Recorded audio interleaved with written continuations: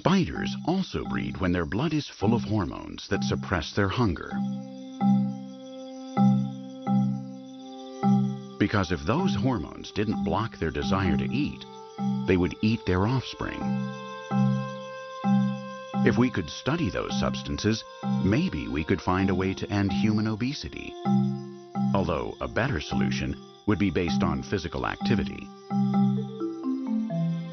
Curiously, spiders are still, even completely motionless, almost all their lives.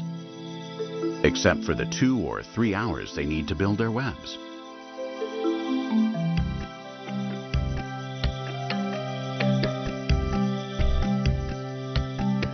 They also move a little during their courtship rituals, although that only takes place once a year. And of course, they move lightning fast in hundredths of a second when they're hunting. These marvelous builders live in an exhaustingly permanent state of alert that can mean spending days or even weeks perfectly still, in the same position, without getting stiff.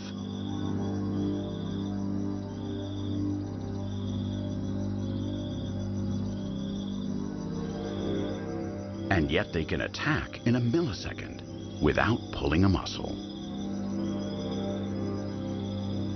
They have this ability because their muscular structure is unique in the animal kingdom.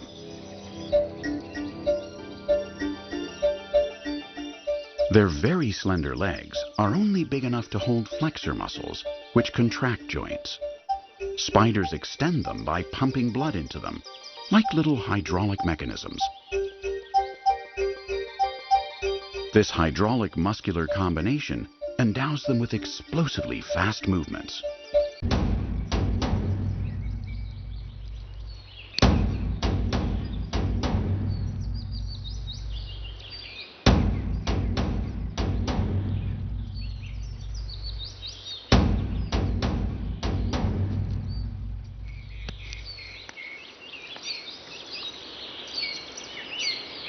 The spider has felt an impact that was too strong. Its incredible reflexes have stopped the attack in time. It has to analyze the situation.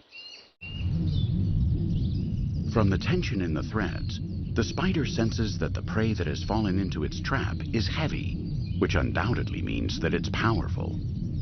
Before taking any action, it must make sure that whatever it has caught is at a disadvantage.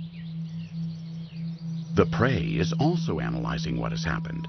It doesn't understand what has occurred, but it notices something strange and is paralyzed with fear.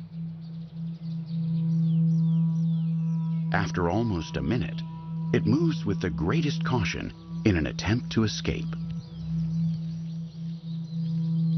The spider feels this escape attempt, and that stimulates it.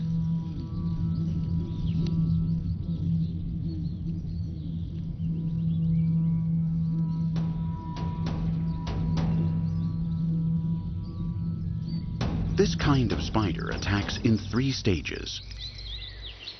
First, it makes sure that it's not going to be fighting an enemy with superior strength.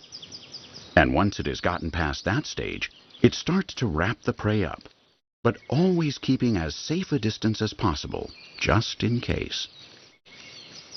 It shoots a large quantity of liquid silk that solidifies when it makes contact with the air. It needs to make sure that its prey can't get loose, and above all, that once it has been immobilized, it won't be able to defend itself.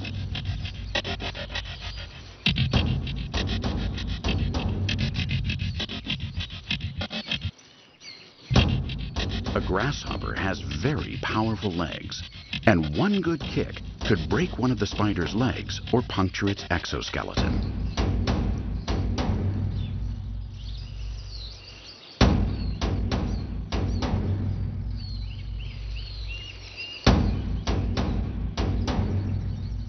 Once it has wrapped up its prey, the spider moves on to the 3rd stage.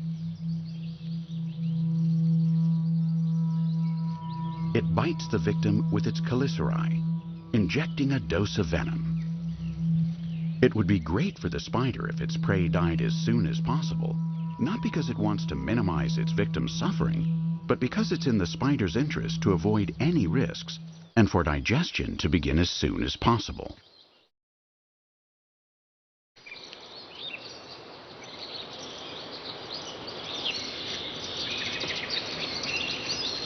The enzymes that spiders inject in the bodies of the animals that they catch liquefies the prey inside. It's just a matter of time.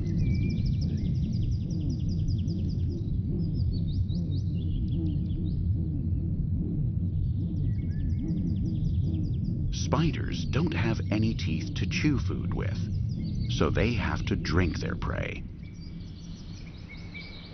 Spiders that weave webs to catch prey attack in such an amazingly precise way that their effectiveness is close to 100%. Anything that collides with a spider web, whether an insect or another spider, or a small frog or even a hummingbird, if it can't break free of the power of the glue on the threads, it will be dissolved. Fortunately, a spider's range of action is limited to its small web.